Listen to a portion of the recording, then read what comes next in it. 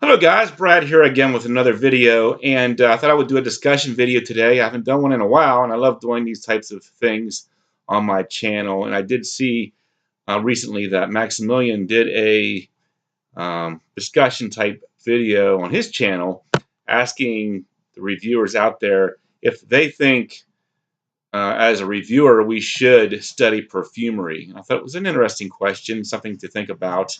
We all know that some of the reviewers during the course of their time on YouTube have either dabbled with perfumery or become perfumers. Kerosene, I think, is the prime example, and I believe Max, had done a couple of fragrances in collaboration with other perfumers, so he has some knowledge of the craft as well.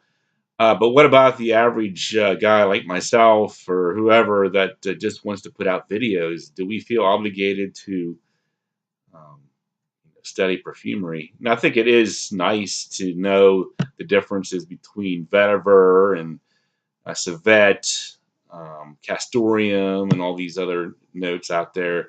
Musk of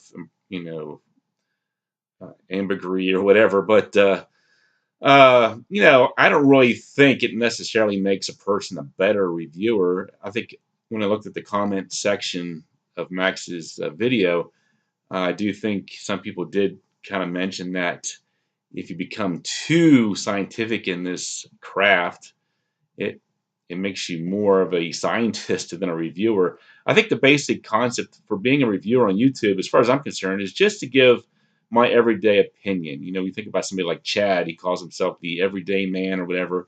That's what I want to be too. I just want to be the guy that grabs a fragrance, smells it, and gives my opinion of it. Did I like it? Was it different? Did it make me feel good about myself, or did it get me compliments? That kind of thing. Um, and I do try to stay with it with as many different fragrances as I can. I think that's key as well. The number of fragrances that you smell is just as important as anything, because if you've smelled 1,000 fragrances, you know the differences between a good fragrance and a bad fragrance. Like for example, some lemon fragrances smell very realistic. Maybe some smell like a pledge, that type of thing. Can you learn that from oils? Maybe, but who knows what kind of oils they're using in perfumery anyway. Some fragrance houses claim to use all natural ingredients. Some we know have to use synthetics, or they wouldn't be so cheap or mass marketed. So uh, and one of the things I really like about the YouTube reviewers is when they first start out, I think there's an innocence there, an excitement just to, try new things and see how they smell.